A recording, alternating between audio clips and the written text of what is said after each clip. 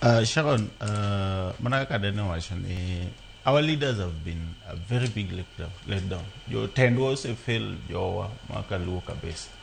Ineno kata mana weche makoro timore kaluo ni koro wadonje national government koro timore. For example, agriculture mwen. I come from Odhiambo County. Kama uoke wan gi river Sondu Miriu. Kabondo koni wan gi river Sondu Miriu. Very fresh water.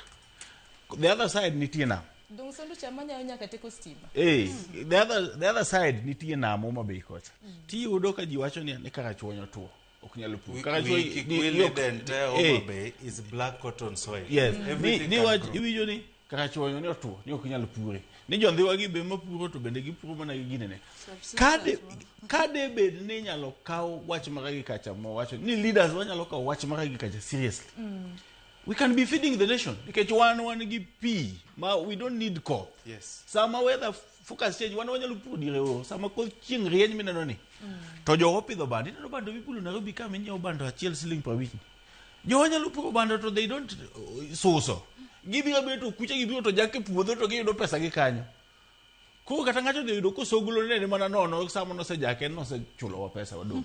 You so what we are saying is leaders were pokobedo intentional. Kata mana watch tenders meaning and this one I want to Senator Bitis Ogolagini Mondo, you take this seriously. Mondo pin down our governors.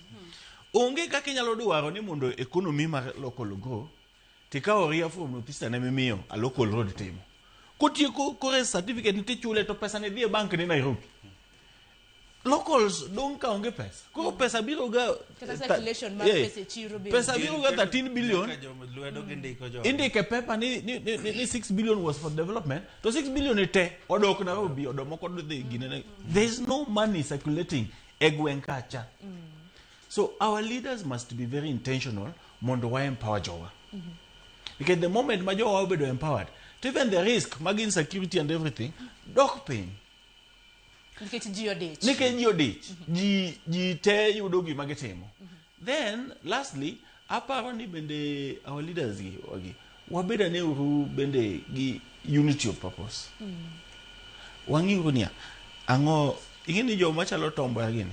Inyo history. Ne gin visionary leaders. Tinde waonge leaders ma visionary. Gik mane tombo agini na nyiso ngato the other day. Ni tombo yotho kapoko nyuola.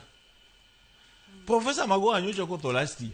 People are forgetting there existed somebody called Professor Mago. To bedo nyaga vice chancellor my University of Nairobi. But tombo ya mane bende kata sombe no to the level ma ngane gede ma Mago agi. Podiji buyo kum mboya kan diege nyaka wo. Why? Because of things they did. Things they stood for. Visions man again go. Ogaye ma Raila mulo dinga ni jibuyo kume. Ji okubi we kum Raila kata wabro tho pod ji ntenda wagi jomo ko bo biro we kum Raila neke chango because of the vision. Ko leaders wagi bende kiko bedgi short term goals kiko bed mana selfish leaders magin gine no mana ka bede ngamanyalo de no 30 years from now penjina ni 30 years from now erika ka area na maritoni bro bed kinyalo bedo in that way, in that manner. Taparonia kaluo wanyalo dongore. Wanyalo bedo gi expansion mar gik moko. Then wangiye ke yo ma factories bende wanyalo kelo kaluo. Kech factories ge ma miyo the economy dongo makaluo. Wa fight uru someone relationship maber gi president. Wa fight uru ginene cha ma Homa Bay fish ni ma Homa Bay processing. Oduogo Homa Bay kacha. Ogole thika kucha. Okele Homa Bay ka gold mine ne wacho wafaite uruwa yude kamoro minyalo time gold refinery Homa Bay kacha testing mag gold mitimo ministry maloko gibe develop gold onge Nairobi ka tamana kembe maloso chele nikech no kata mana koro yawa Kisumu wantiere go chele wantiere